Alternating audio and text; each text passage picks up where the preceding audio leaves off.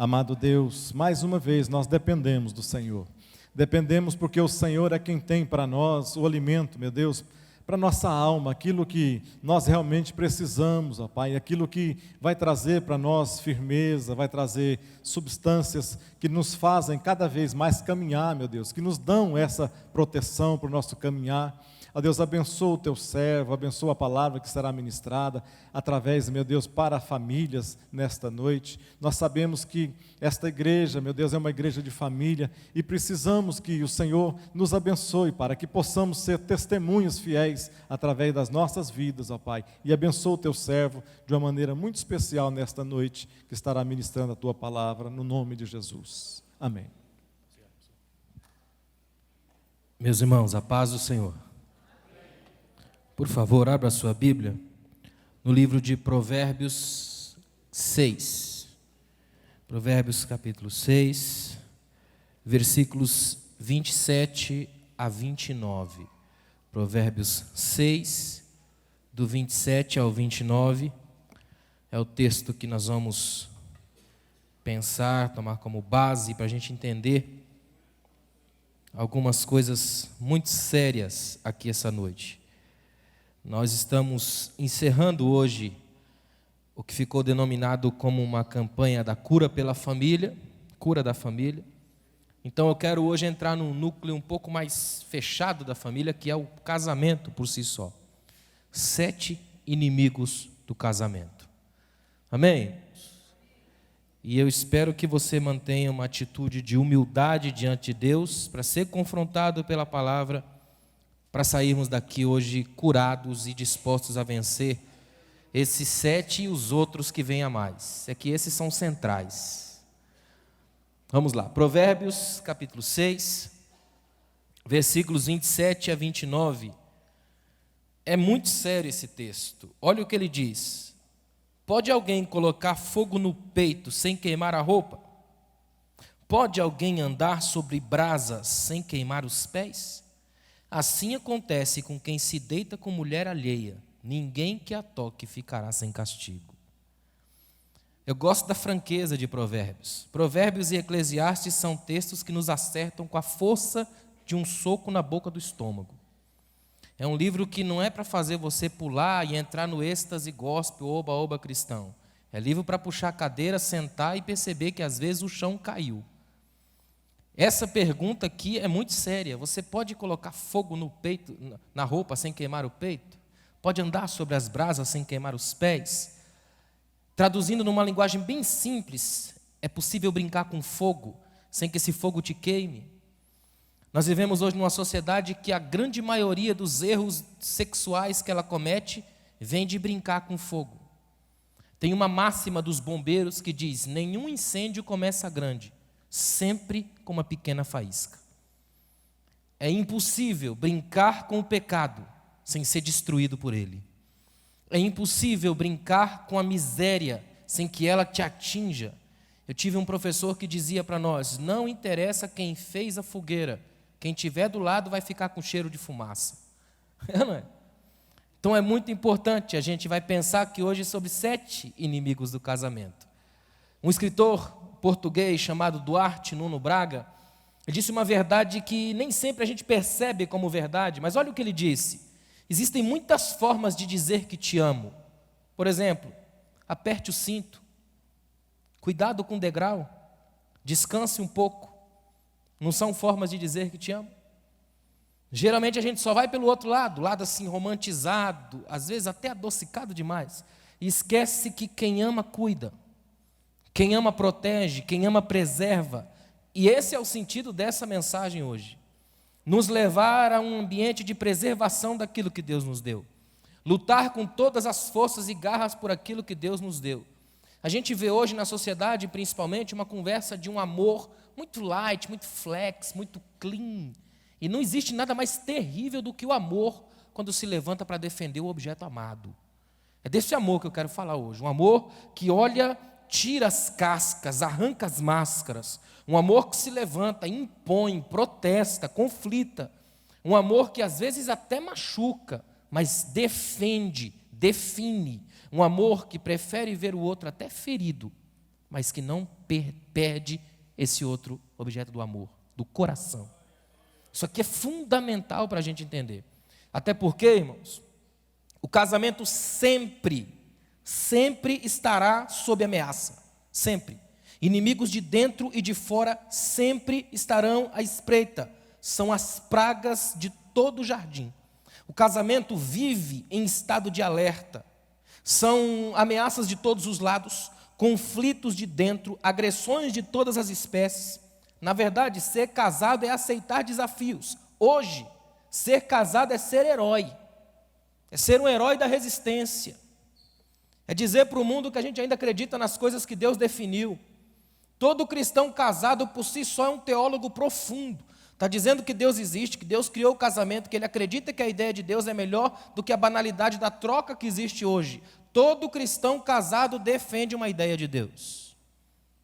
Eu costumo brincar e dizer que se o indivíduo é casado não pode ser ateu, porque o casamento é uma ideia de Deus. No mínimo ele se apropriou de uma ideia de Deus. É como não acreditar nele, mas acreditar na ideia dele. Não é estranho? Eu quero que você guarde uma coisa. Hoje, ser casado é ser herói. Sabe qual é o tipo de herói que eu estou falando aqui? Herói para pagar as contas, domando o dragão das dívidas. Outro tipo de herói é o herói para amar a mesma mulher todos os dias, frustrando a deusa da lascívia. São as heroínas do cotidiano, esposas, mães, empresárias, empregadas, professoras, babás, modelos e às vezes tudo isso ao mesmo tempo. Só a mulher consegue isso. São heróis e heroínas do amor. Não é esse falso amor que sai pela janela quando as crises entram pela porta. O casamento genuíno convive com a verdade do amor, aquele amor que persiste, insiste, resiste, mas não desiste. Esse é um amor que se estabelece de verdade. É um amor que já tirou todas as máscaras, que assumiu a nudez, que sabe que não convive apenas com estados de beleza, mas às vezes com uma certa feiura. E o que é mais importante é que nenhum inimigo é invencível quando a gente luta ao lado de Deus. E se Deus está na sua casa, todos os inimigos cairão, todos. Porque ele não pode ser derrotado, ele não pode ser frustrado, ele não pode ser envergonhado. Se Deus está na sua casa, o céu habita lá. Isso é uma verdade simples, profunda e que define casamento. Casamento é uma ideia de Deus, Deus está lá.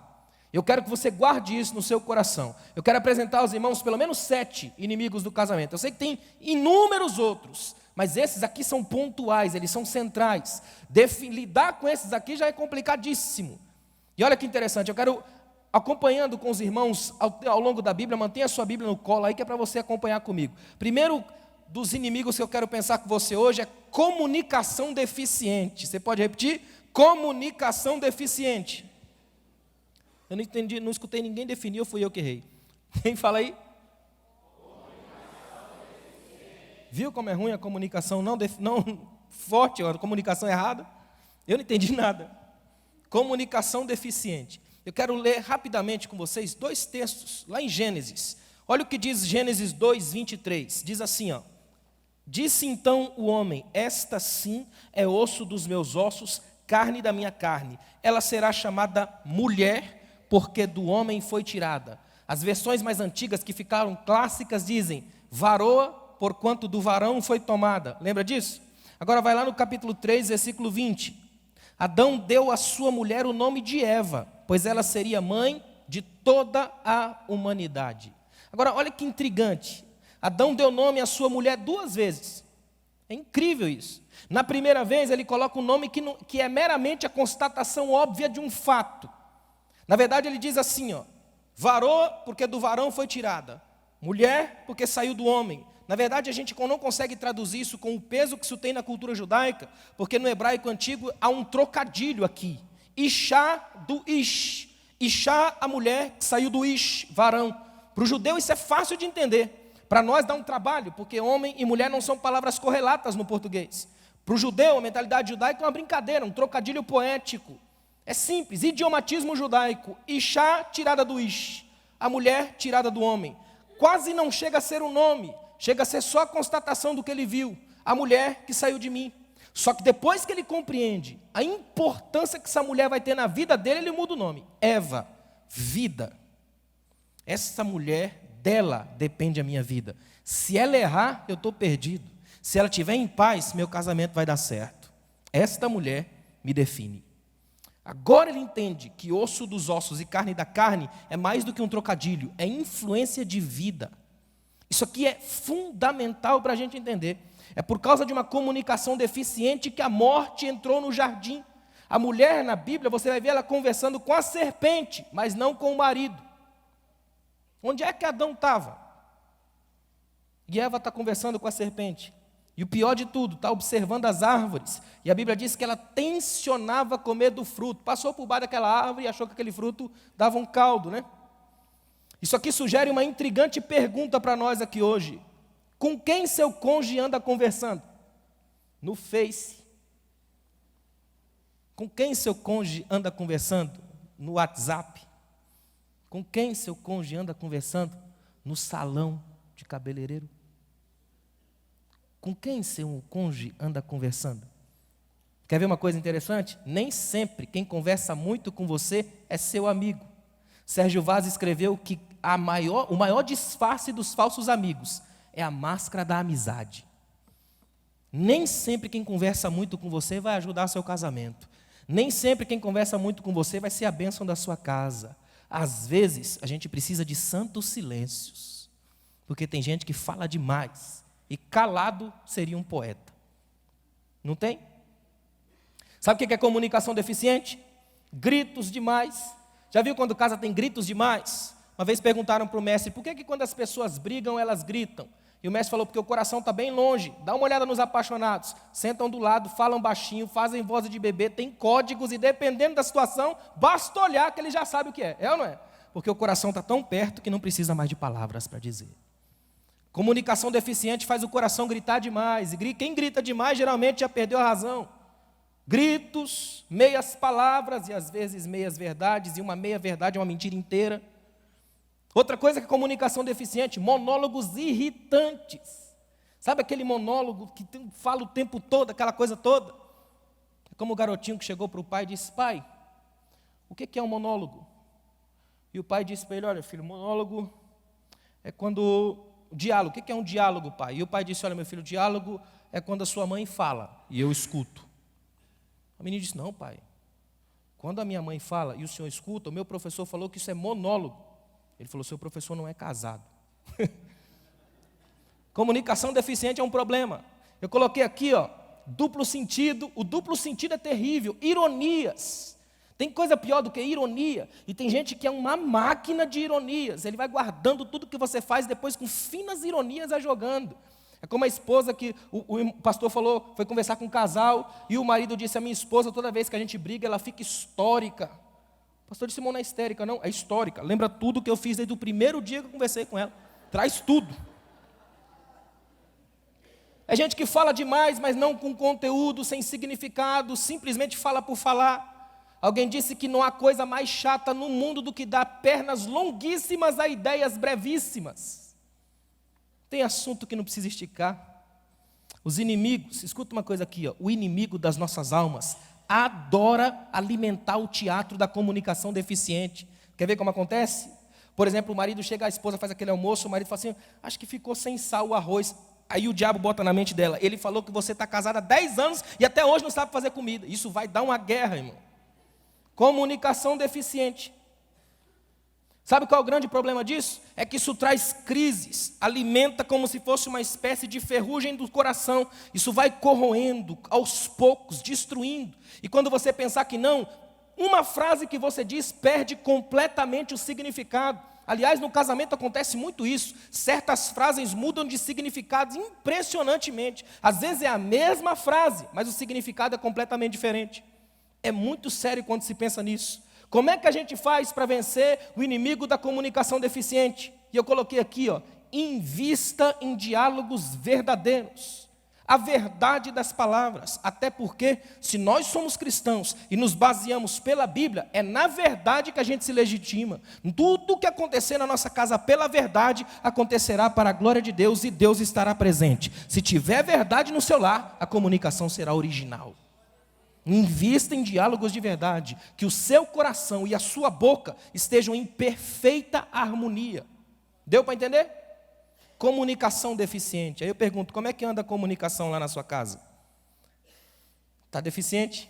Se tiver, esse é o ambiente, é o lugar para o Espírito Santo tocar. Se tiver tudo em paz, é o lugar do aprimoramento. Então está todo mundo em paz, debaixo da mesma palavra. Se a verdade estiver estabelecida na sua casa, a sua comunicação será uma bênção. Não é por acaso que um dos primeiros milagres que Deus opera em nós, quando nos traz para a sua obra, é mexer na gramática da fé. Aqui muda o eu, e entra o nosso, para nós, em Cristo, somos irmãos. Até a nossa gramática é transformada, porque uma comunicação deficiente pode matar uma igreja, assim como pode destruir uma família. Ficou claro? Segundo, olha o que eu coloquei, o segundo inimigo do casamento hoje, desequilíbrio sexual. Vamos lá? Desequilíbrio. Olha o que a Bíblia diz em 1 Coríntios capítulo 7, versículos 3 a 5. É o apóstolo Paulo falando de sexo. Olha o que ele diz, 1 Coríntios 7, 3 a 5. O marido deve cumprir os seus deveres conjugais para com a sua mulher, e da mesma forma a mulher para com o seu marido.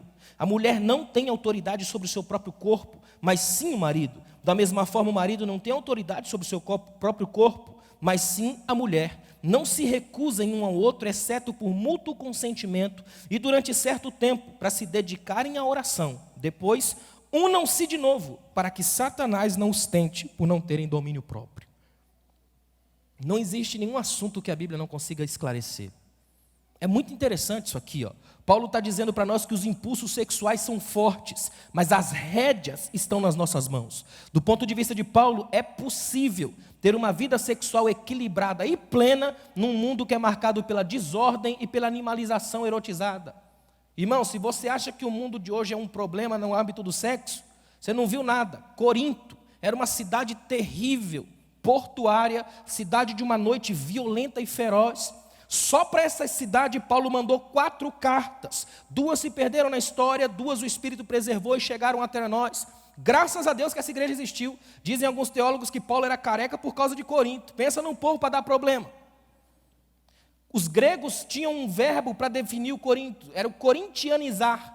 Você tem uma noção, se você estivesse assistindo uma peça grega e aparecesse na peça um bêbado, ele era sempre o coríntio da peça. Uma moça, se chamasse uma moça na rua de moça coríntia, era sinônimo de prostituta. Acho que é por isso que os corintianos são um problema, né?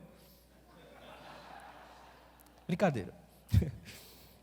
Moça coríntia era sinônimo de prostituta. Olha para mim, escuta uma coisa aqui, ó. O apóstolo Paulo, graças a Deus por isso, você deve adorar a Deus por esse texto. Sabe por quê? O apóstolo Paulo teve coragem de ser um dos primeiros pensadores cristãos a falar abertamente de sexo para uma igreja, sem entrar por paranoias de erotização como existia na época. Paulo consegue trabalhar esse assunto sendo santificado, sem mexer com nada que envergonhasse ninguém, mas levantar a bandeira de que o casamento pode ter um sexo santo. Paulo fala isso. E eu acho espetacular isso aqui, ó. Paulo vai dizer que essa dança sexual deve ser marcada pela mutualidade. O que é isso? É o marido buscando satisfazer a esposa e ela buscando satisfazê-lo. O casamento assim não se transforma numa arena onde a gente briga por direitos, mas uma decisão de servir ao outro na cama ou fora dela. É você entender de uma vez por todas que a sua vida não se resume a um domínio sexual do outro, mas a capacidade tremenda de fazê-lo feliz. Quando isso acontece, o Espírito Santo abençoa o seu sexo. Aquilo também é culto. O Espírito está lá. Deus não é o estraga-prazeres sexual da vida de ninguém. Muito pelo contrário, Ele é o criador disso. E Ele extrai prazer disso. É muito importante entender isso. Outra coisa que é fundamental, preste atenção nisso. Paulo dá um conselho muito sério. Escute o que eu vou te dizer. Paulo está dizendo assim, ó, estejam atentos, por Satanás conhece o ritmo da sua cama. Ele tem particular interesse na intimidade de um casal. Ou seja, a serpente do Éden ainda desliza satanicamente por alguns jardins secretos de casais. O diabo se interessa profundamente por um sexo leviano, destruído, complicado. É o jeito que ele tem de invadir e de destruir o amor. Porque o que é o amor destruído? É o estupro, o sexo do violento. É toda vez que o inimigo entra e distorce aquilo que é bom. Ou seja, ele não suporta ver quando Deus te usa, então ele vem com possessão. possessão é força sem amor. Você vai ver isso em Ananias e Safira. A Bíblia diz que Deus encheu Pedro, o diabo vai lá e enche dois, Ananias e Safira. Ele quer sempre dar um passo à frente, mas sempre leva para a ruína. Todo casamento que tem um sexo animalizado, perigoso, estranho, é um sexo diabólico, demoníaco. Mas todo casamento tem um sexo feliz, seguro, saudável, abençoado por Deus, por si só, ele já tem a presença de Deus no seu quarto. Por isso o que ele enxerga na igreja é um prolongamento do que acontece na vida. É fundamental entender isso. O que quer dizer equilíbrio sexual? É quando os extremos se estabelecem.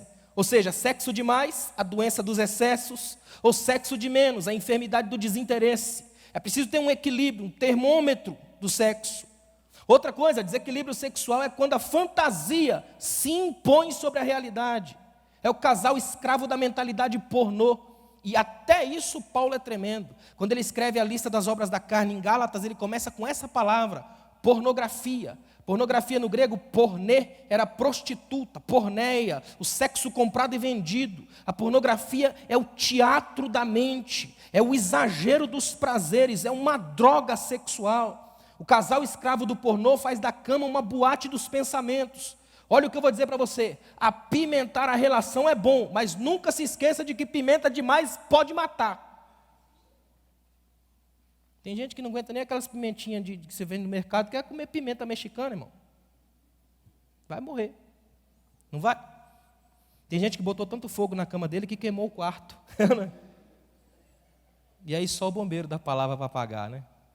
Graças a Deus que a gente tem uma igreja voltada para a família, que no púlpito a gente ainda pode dizer uma coisa dessa. E as igrejas que não têm? Às vezes ficam escravos de homens estranhos nos púlpitos, torcendo a palavra e matando casais. Esta igreja tem uma coisa muito séria. Ela precisa ser uma igreja que intercede por famílias. Porque o que acontece aí fora, em âmbito nacional, hoje virou moda. O que tem de gente pregando para casais, com a vida destruída, arrebentada, levantando libido, mexendo em áreas perigosíssimas. Para falar para casais tem que ser crente, santo, com a palavra no coração e uma cama santa, senão a coisa fica pior. Como é que a gente faz para vencer o inimigo do desequilíbrio sexual? E eu coloquei aqui, invista num sexo saudável, puro, santo, respeitoso, verdadeiro. Que você, quando for para a cama, não vá imaginando a boate, mas a pessoa com quem está lá. Um casamento que seja verdadeiro, consciente, pleno. Deu para entender? Terceiro, desordem financeira. Fala aí. Desordem financeira. Olha o que diz Provérbios 17, verso 1. Olha que texto espetacular. Provérbios 17 e o verso 1, a desordem financeira. Olha o que esse texto diz. Melhor é um pedaço de pão seco com paz e tranquilidade do que uma casa onde há banquetes e muitas brigas. É verdade ou não é? Você quer ver uma coisa? A infinita maioria das pessoas que você pergunta como foi a infância, eles vão lembrar de infâncias complicadas, difíceis, de poucas posses, mas de uma saudade deliciosa da simplicidade que havia lá. Porque era um tempo de descoberta, lembra disso? Um tempo de alegria, de crescimento, de inocência. Aí você casa, cresce, vem um volume de coisas para pagar, de contas, e o mundo te engole.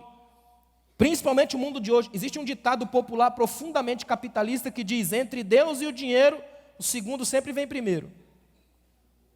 É um ditado capitalista ao extremo, mas é um ditado que move as gerações de hoje. Entre Deus e o dinheiro, o segundo vem primeiro. A gente vive hoje num tempo que tudo tem preço, pouca coisa tem valor. Não é por acaso que uma das dimensões que são evocadas como sagradas, lá nos votos nupciais, lembra dos votos nupciais? Quem lembra dos votos nupciais? Você lembra ainda? Uma das dimensões evocadas como sagradas lá, sabe qual é? Na riqueza e na pobreza. Lembra disso? O problema é que a gente deixa isso aí lá no altar. O Nelson Rodrigues, com a sua fina ironia, chegou a escrever que o dinheiro compra tudo, até amor verdadeiro. E antes que alguém interprete errado, ele está dizendo daquelas mulheres que se vendem por causa do dinheiro. E ainda dizem na mídia: eu amo de verdade. O amor compra tudo. Até, o dinheiro compra tudo. Até o amor verdadeiro. É muito sério quando você acha ou trabalha com a ideia de que é possível comprar o coração de alguém. Isso aqui é muito sério. A desordem financeira se estabelece. Quer ver uma coisa? Desordem financeira é quando o casal tem tanto dinheiro que passa a vida inteira com medo de perder. e não consegue mais desfrutar daquilo que tem, são escravos do tédio. O que é tédio? Posse sem desejo. É aquela pessoa que já está tão acostumada a comprar tudo que quando não tem mais o que comprar, não sabe o que fazer.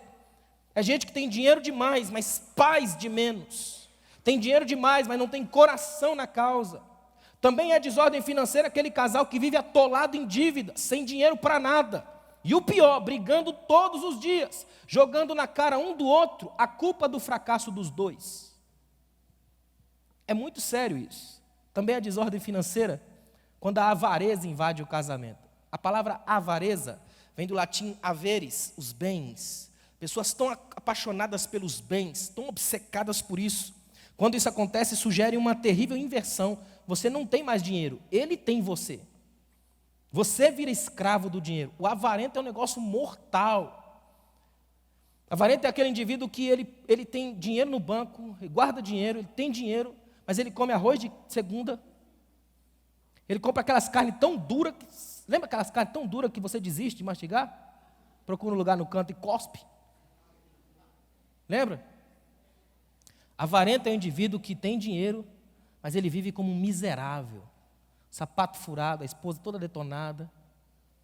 Aí sabe o que o avarento faz? Constrói uma casa fantástica dentro de um condomínio, compra os carros de última geração, mas a miséria habita o coração, então não tem jeito. É como você tirar o indivíduo da favela, mas não tirar a favela do indivíduo. Ele permanece um ser monstruoso por dentro, porque todo o medo dele gira em torno dessa coisa monstruosa do dinheiro. Eu não estou dizendo que você deve sair por aí rasgando dinheiro, mas é preciso de uma vez por todas estabelecer um equilíbrio, porque se o dinheiro for o dono da sua casa, você perdeu. Ele precisa ser seu escravo. Se for seu escravo, vai ser uma bênção para você. Como é que a gente faz para vencer o inimigo da desordem financeira? É resgatando equilíbrio. Ou seja, nem rasgar dinheiro, nem guardar tão escondido que você não fica impossível achar. Não é? É saber lidar com os dois. Eu convivi de perto com uma pessoa avarenta, e eu vou te falar uma coisa, é terrível. Pessoa que não sabe controlar o dinheiro, ou que entra ou que sai. Os dois lados são perigosos. Nós temos na mídia inúmeros casos, por exemplo, de jogadores de futebol que ganharam rios de dinheiro e tempos depois de determinada carreira perderam tudo. Porque dinheiro é volúvel, é complicado. Como diz a letra do samba, dinheiro na mão é vendaval. Aquele hino lá, lembra? É muito perigoso quando a gente deixa que o dinheiro tome conta da vida, das coisas que a gente tem ao redor. Se o dinheiro tomar conta do seu coração, acabou. Aí você se transforma até num profissional da fé, só para ganhar dinheiro. Mas se o dinheiro for o seu servo, vai te ajudar na construção da sua vida. Porque coisas vêm e vão, mas o que permanece para sempre é a paz da sua casa, é o amor do coração, o segredo da estabilidade da família. Algumas das piores pessoas do mundo são pessoas que têm só dinheiro, porque o coração já sumiu faz tempo. Deu para entender? Quarto inimigo do casal, e esse aqui você precisa encher o peito para dizer, tá? Quarto inimigo do casal que eu coloquei aqui, ó, mulher mandona. Dá para repetir? Curiosamente foi mais uma voz masculina que apareceu aqui. Mas relaxa que o marido vem depois. Talvez você pense assim, mas pastor, existe essa coisa de mulher mandona, briguenta na Bíblia? Dá uma olhada em Provérbios 27, verso 15. Olha o que diz Provérbios 27, 15. Esse texto aqui, ó, é um texto que é terrível. Olha o que diz, Provérbios 27, 15.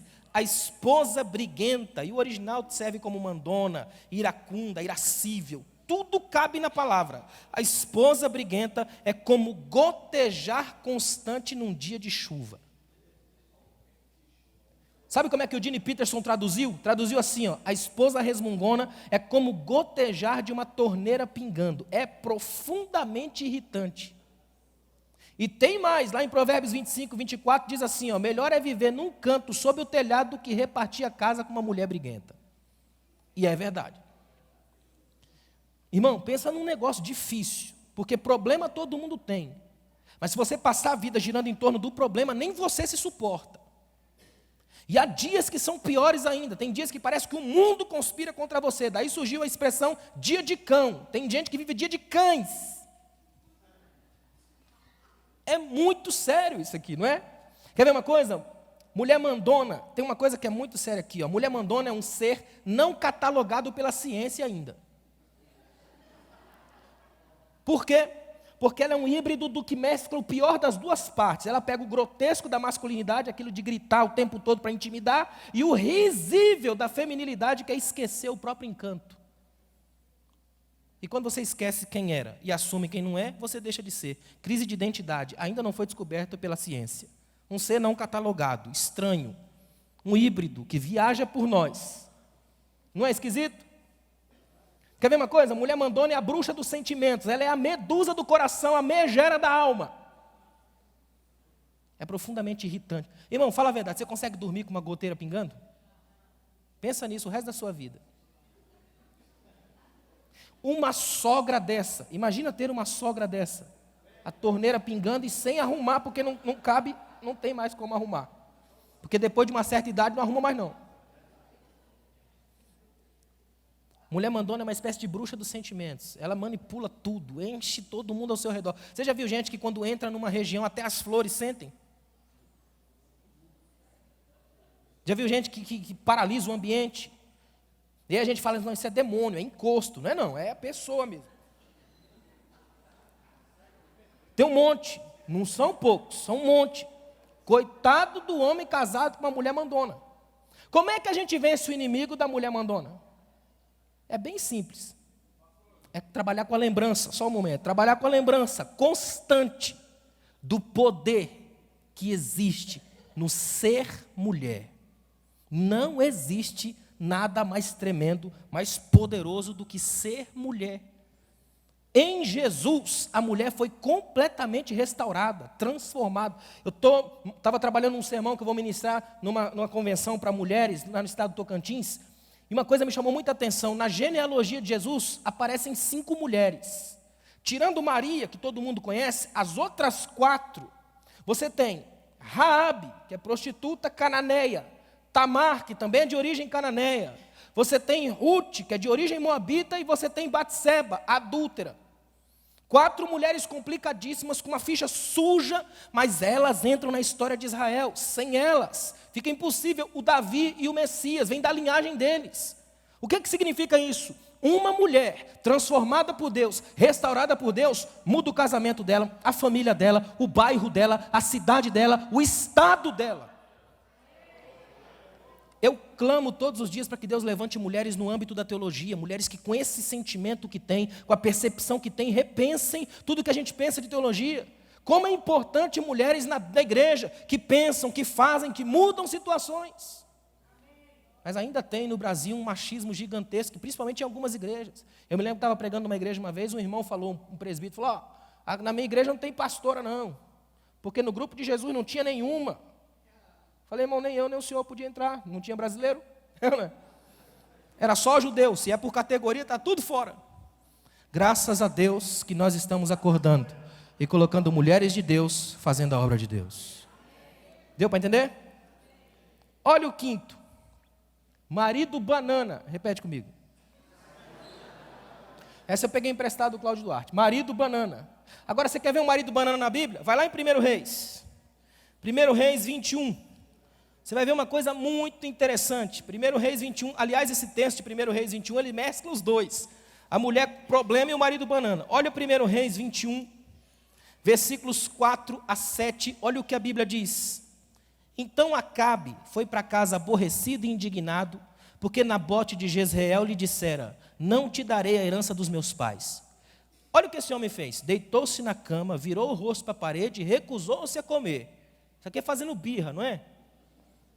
Sua mulher Jezabel entrou e lhe perguntou, por que você está tão aborrecido, por que não come?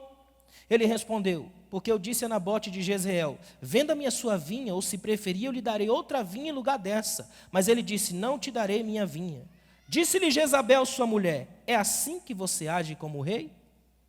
Levante-se e coma, anime-se, conseguirei para você a vinha de Nabote. Nós estamos diante de um casal explosivo, um marido banana e uma mulher diabólica. A combinação disso aqui é maligna. Isso aqui chama-se família inferno. Eles estão cometendo crime de formação de família, não de quadrilha. Esses são um perigo. Irmão, escuta o que eu vou te dizer aqui. Se do lado de um marido banana tiver uma mulher Jezabel, vai ter morte na nação. E por incrível que pareça, eles se atraem. Geralmente você acha nas igrejas o marido banana com as Jezabéis da vida. Quem que é o marido banana? Eu coloquei aqui, ó, se o marido banana é aquele homem que não toma decisões, é manipulado pela mulher, e isso gera crises terríveis. O marido banana é aquele abobalhado, acovardado, fraco, que nem suspeita que tem uma esposa Jezabel, Messalina, Medusa, babilônica. Ele é cego. Todo mundo vê, menos ele. É por isso que ele é o último a saber. É o marido banana. Ele tem uma mulher que é um capeta do lado e ele acha que ela é uma benção. Só ele não vê. Escuta uma coisa aqui, ó. O marido banana pode ter o corpão, pode falar grosso, mas em casa só fala com a esposa assim, ó. Eu só falo com a minha mulher só fala comigo de joelhos. É dizendo, sai debaixo da cama. Sabe aqueles maridos bananas que se acham, tentam se impor pelo grito, mas todo mundo sabe que ele não fala nada, que se ele não ligar para a esposa, ele não pode nem sair de casa? Marido banana é um problema, porque ele vai pegar toda a frustração que ele tem como não ser chefe em casa e vai acabar com qualquer pessoa que ele chefiar. É por isso que ele é o pior chefe que tem na firma, é o pior pastor que tiver na igreja, porque ele vai pegar as frustrações dele e jogar nos outros. Todos os gritos que ele sonhou em dar em casa, ele vai dar no subordinado dele. É por isso que ele esmurra a mesa, chuta a porta. Porque ele vive em estado de crise, estado de fúria. Sabe quem é o marido banana? É facinho de achar um. A esposa faz o que quer, porque ele vive em estado de atraso. Ele não sabe, não viu, não conhece, não faz ideia do que seja. E o pior de tudo, ele finge não saber. Essa é a verdade. Porque tem medo de trabalhar, tem medo de mexer. Se você tiver do lado uma esposa, uma mulher mandona, briguenta, complicada, do lado de um marido banana, estranho, pode ter certeza, isso não dá certo. Isso vai gerar morte, vai gerar crise, e só Deus sabe os filhotes que saem daí. Porque imagina o cruzamento de uma mandona com banana. O que é que dá, irmão? Misericórdia. Como é que faz para vencer o inimigo chamado marido banana? É fortalecendo a masculinidade, a hombridade, é se matriculando no curso de homem ao máximo de verdade. É ou não é? Homens de verdade, que honram as calças que vestem. Que são homens. Irmão, hoje o negócio está tão feio quando fala de homens. Eu vou te falar, olha. A gente chega eu viajo muito, os irmãos sabem disso. A gente chega em umas igrejas que o negócio está horrível. Eu fui numa igreja esses dias, ainda bem que minha esposa estava presente, e ela está aqui.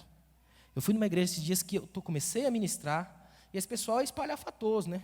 O rapaz saiu lá de trás para vir trazer uma água, ele fez um espetáculo para trazer a água. A começar pelas roupas dele, que era tão justa que eu tenho certeza que ele pulou para caber na calça. E ele vem assim, todo torto, todo daquele jeito, até ele colocar água e sair, quase que eu falei, vou parar de pegar, porque não dá. O povo tudo olhando, né? Aquela coisa, aquela situação crítica, o bracinho de tomar soro. Calcanhazinho colado um no outro. Calcanhazinho um no outro, assim, juntinho. Não sei como é que eles conseguem andar com o calcanhar juntinho assim. Irmão, alguma coisa muito profunda, muito séria foi desconectada aí. É muito sério, muito para dentro, muito intimista. Quando isso acontece, se quebra um padrão. Esse é o problema. Não é só uma questão de escolha, de opção. Se quebra um padrão. O equilíbrio do planeta é alterado. É muito sério isso. É uma questão muito mais filosófica, muito mais profunda, muito mais psicológica, muito mais espiritual. Por que o inimigo quer bater de frente com tudo que é homem de verdade? Porque sabe que homem toma decisão. Moisés chega para Deus e fala, Deus, não aguento mais esse povo, eu estou aqui com o povo, o faraó está vindo aí atrás, o mar está aí na frente, o que Deus fala para Moisés? Pega a tua vara e marcha, estende aí, ó. Fala para esse povo marchar. É quase Deus dizendo assim, seja homem, faz esse povo andar. Chega para Josué e fala, tu farás esse povo herdar a terra. Deus sempre trabalhou com homem, chama o cara e faz. Deus está chamando homens de verdade, homens que são homens, que chegam e dizem a que vieram, que fazem a diferença em casa. E eu vou dizer uma coisa para você, toda mulher que sabe que tem um homem em casa, fica mais tranquila. é mais segura, sabe que tem família, que tem um homem que toma decisões. Eu vejo por aí, andando por aí, você pode até achar que não, mas a gente anda muito por aí, o que tem de mulher que vem conversar com a gente depois chorando, porque o marido não toma decisões, não vai para frente, nem para trás, o tempo passa, a mulher tem sonhos e a coisa não flui. São maridos desconectados, a mulher no 220, ele no 60, nem no 110 ele chegou ainda. Devagar, quase parando. É muito perigoso isso. Que Deus levante aqui entre nós homens de verdade. Homens ungidos por Deus. Porque unção não é só grito, é tomar a decisão de servir a Deus. Deu para entender? Sexto perigo, presta atenção nisso aqui, ó, desequilíbrio espiritual. Repete comigo, desequilíbrio espiritual. Olha o que diz 2 Samuel 6, presta atenção nesse texto, 2 Samuel capítulo 6, versículos 20 a 23. 2 Samuel 6, esse texto, irmãos, é devastador. Olha o que o texto diz. 2 Samuel 6, do 20 ao 23. Voltando Davi para casa para abençoar sua família, Mical, filha de Saul, saiu ao seu encontro e lhe disse: como o rei de Israel se destacou hoje, tirando o manto na frente das escravas de seus servos, como um homem vulgar. Mas Davi disse a Mical: foi perante o Senhor que eu dancei, perante aquele que me escolheu em lugar de seu pai ou de qualquer outro da família dele, quando me designou soberano sobre o povo do Senhor, sobre Israel. Perante o Senhor celebrarei, e me rebaixarei ainda mais, e me humilharei aos meus próprios olhos, mas serei honrado por essas escravas que você mencionou. E até o dia de sua morte, Mical, filha de Saul, jamais teve filhos. E isso aqui na época era uma vergonha terrível. Desequilíbrio espiritual. Davi dançou e celebrou diante de Deus por haver recuperado a arca do Senhor, mas Mical, sua esposa, não estava na mesma sintonia. O versículo 16 diz que ela o desprezou em seu coração. E o versículo 20 diz que Davi voltou para abençoar sua casa. Agora imagina essa cena. O marido veio, cheio de Deus, pronto para derramar as bênçãos de Deus sobre a sua casa, e o que é que ele encontra? Uma esposa com o coração cheio de desprezo. Há um desequilíbrio espiritual aí. Um casal em desequilíbrio espiritual tem um conflito de coração. Enquanto um está cheio de Deus, o outro está cheio de mágoas. Um casal em desequilíbrio espiritual é diretamente responsável pela esterilidade e pela vergonha do lar. São cônjuges que não geram frutos na vida. O ministério afunda, a bênção se vai. Se não há um equilíbrio espiritual, um perigo. Eu já vi muito por aí.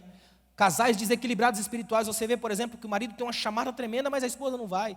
Ou pior ainda, a esposa é aquela mulher extraordinária na igreja, e o marido, todo mundo vê que não dá certo. Desequilíbrio espiritual mortal. Aí você fica aquela situação estranha, um que é crente demais e o outro que só a graça do Cordeiro. Quando isso acontece, fica difícil estabelecer uma conexão em casa, estabelecer a sintonia, a harmonia. Como é que a gente faz para vencer esse inimigo do desequilíbrio espiritual? É aprender a ser companheiros da mesma jornada. Na linguagem de Pedro, Pedro diz, herdeiros da mesma graça de vida. Como é tremendo um casal em equilíbrio espiritual. Um casal equilibrado espiritualmente se transforma em pai de nações. Eles geram frutos, eles mexem com vidas. Eles são capazes de estabelecer a paz na família, porque todo mundo percebe que onde eles chegam, a bênção de Deus vai junta, porque é um casal estabelecido em base de equilíbrio, de fé, de graça. Eles convivem as mesmas realidades, servem a Deus juntos, na mesma sintonia. E sintonia é uma coisa muito séria. Esses dias eu estava lendo a história de um pastor nos Estados Unidos, que ele parou o carro o sinaleiro estava vermelho, ele parou, aí olhou para o carro do lado, o cara do lado estava cantando, tal, balançando, estava nem aí para ele, cantando e balançando e tal, e ele olhou assim, o cara viu lá a frequência da rádio, falou, essa música deve estar boa, porque o cara, né? Aí abriu o farol, eles andaram, tal, quando parou no outro, ele já estava sintonizado na mesma rádio que o cara, e os dois dançando. Ele falou, a música é boa mesmo, porque nós dois estamos na mesma sintonia, e a rádio, agora eu entendo por que ele dança.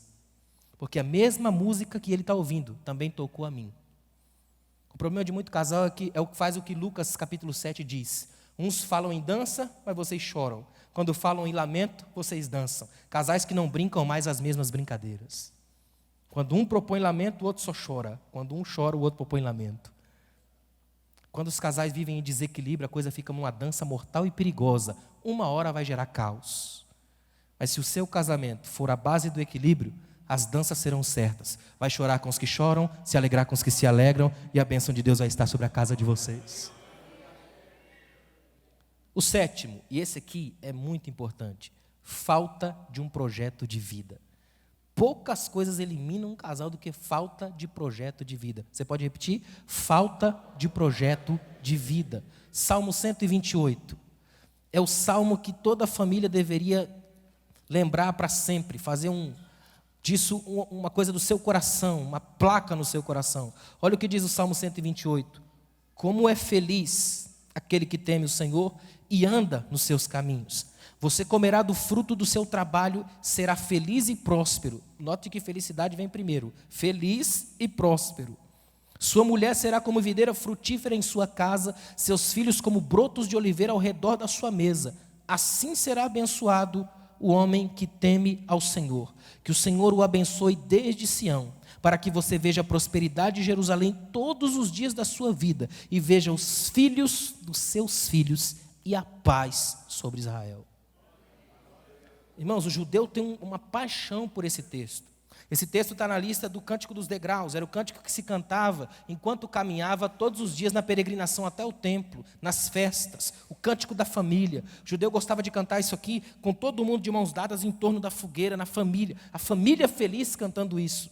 Esse texto tem uma das mais belas expressões da poesia judaica: verás os filhos dos teus filhos. Essa aqui é a prosperidade almejada por todo casal judeu, um santo legado.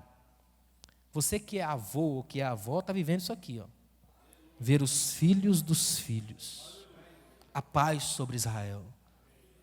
Quando você chega a ver os filhos dos filhos, é muita honra, é muita glória, é sinal que você foi bem, cumpriu sua missão, gerou, seu nome ganhou um legado, atravessou uma geração, venceu crises, séculos, angústias, se estabeleceu um homem, uma mulher e uma prole, uma geração.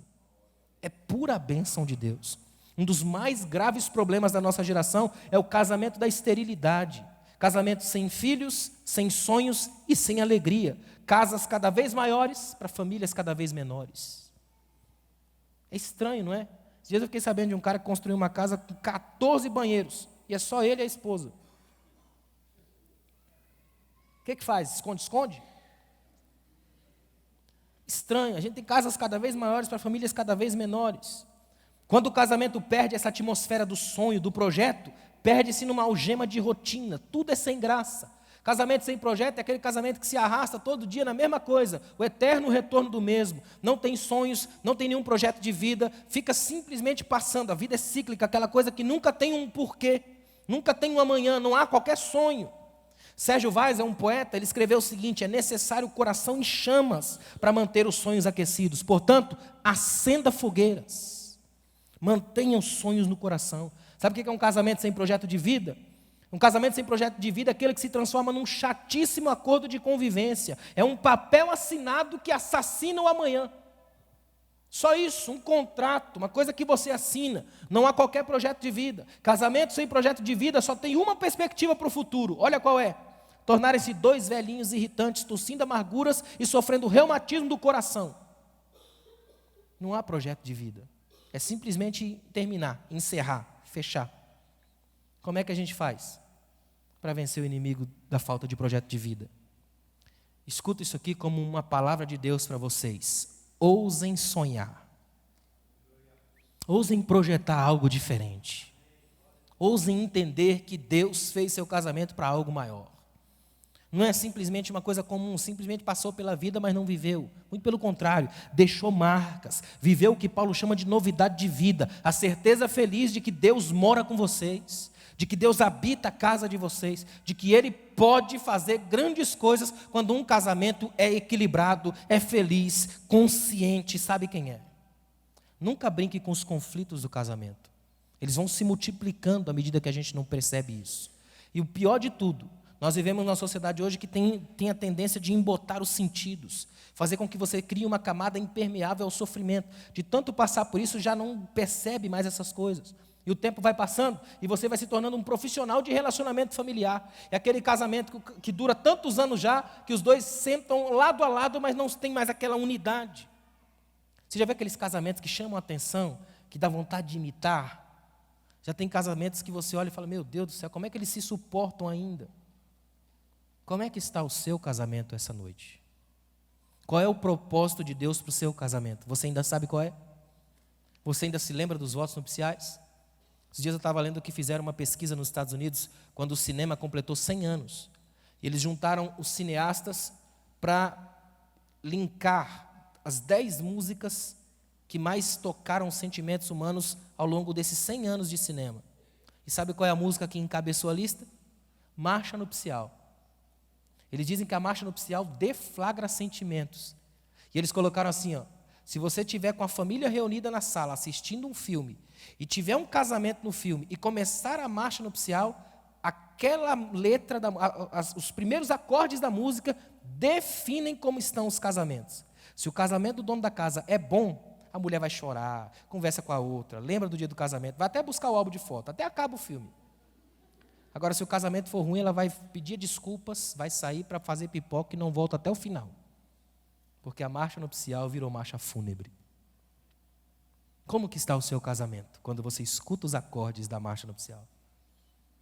Tomara que seu casamento aqui essa noite saia daqui transformado, revigorado, revitalizado, restaurado para a glória de Deus. Amém? Fica de pé, por favor.